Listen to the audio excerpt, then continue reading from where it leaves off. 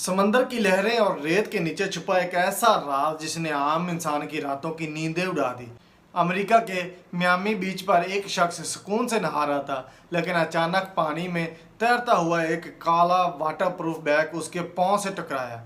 पहले तो इसने सोचा शायद ये कोई आम कचरा होगा, लेकिन जैसे ही उसने जिप खोलकर देखा तो उसकी आंखें फटी की फटी रह गईं।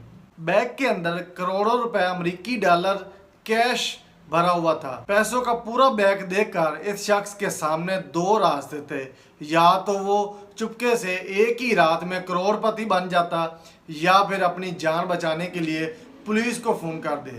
कानून के डर और माफिया के खौफ से इसने फौरन पुलिस को कॉल की और सारा पैसा उनके हवाले कर दिया। दोस्तों, मेरा सवाल आपसे है, अगर आपको ऐसे ही पैसों से भरा बैग मिलता तो आप इन्हें अपने पास रखते, या आप भी यही करते कि पुलिस को बुलाकर वो पैसा उनके हवाले कर देते?